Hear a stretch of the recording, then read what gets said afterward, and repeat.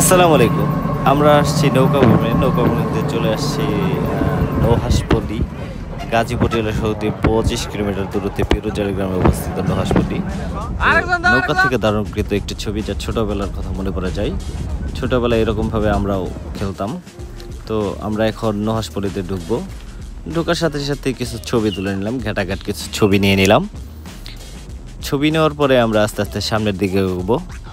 তো সামনের দিকে এগোতেই সামনে পড়লো একটা ভাস্কর্য, যেটি স্থানীয় স্থপতি আসাদুজ্জামান খানের মা ও শিশু নামক ভাস্কর্যটি। তো দেখে আমার এক ছোট ভাই দেখে খুবই আনন্দিত হলেন, বলল আমার এই ভাস্কর্যটি খুব ভালো লাগছে, এটাকে আমি নিয়ে যাব। তারপরও অনেক বুঝিয়ে সুঝিয়ে ভিতরের দিকে নিয়ে গেলাম। ভিতরে একটু এগোতেই দেখলাম যে এখানে একটা কটেজটির নাম হচ্ছে বৃষ্টি বিলাস। সম্ভবত এখানে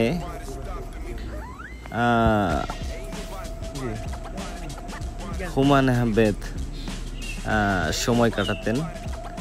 বৃষ্টি বিলাস নাম দিয়েছেন, বৃষ্টি বিলাস, বৃষ্টির যে সৌন্দর্য সেটা নিতেন। তারপর দেখলাম একটা দাবার কোট আছে, বিশাল বিশাল সেখানে দাবার গুটিগুলো।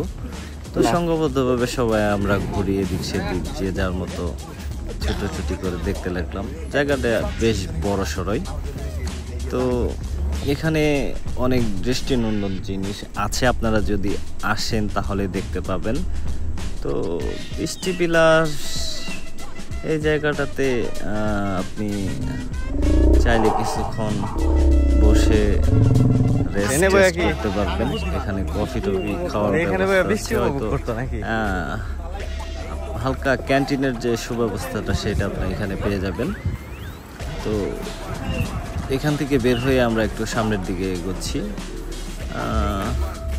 সামনেই দেখতে পেলাম যে এখানে একটা টিলার মতো আছে, এখানে আরো কিছু ভাস্কর্য দেখা যাচ্ছে। তারপরে এখানে একটা মৎস্যকন্যা, তারপর এখানে বড় বড় দুইটা ডাইনোসরের ভাস্কর্য দেখা যাচ্ছে। তারপরে এদিকে পেছনের দিকে একটা বিশাল লেকটা আসলে অনেক ভালো লেগেছে।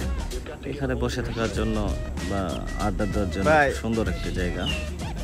তো লেকের পারে যে শুধু আমরা ছিলাম তাও না, এখানে আরো অনেক লোকজনই ছিল। তাদের প্রাইভেসি নষ্ট হয়ে যাবে, এই জন্য আমরা সেইভাবে ধারণ করিনি ভিডিও। তারপর আমরা দূর থেকে একটু দেখাচ্ছি।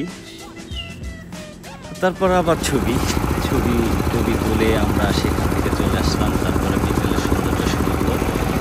বিকেলবেলা আমরা সবাই রিল্যাক্সে বাড়ির দিকে চলে আসলাম। আর আশেপাশের আবহাওয়াটা ছিল খুবই চমৎকার, দেখার মতো।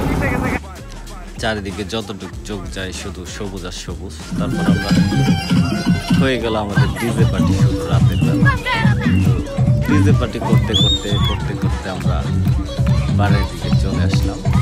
তো এইভাবে আমাদের নৌকা ভ্রমণ এবং নৌহাসপল্লী দেখা শেষ হয়ে গেল।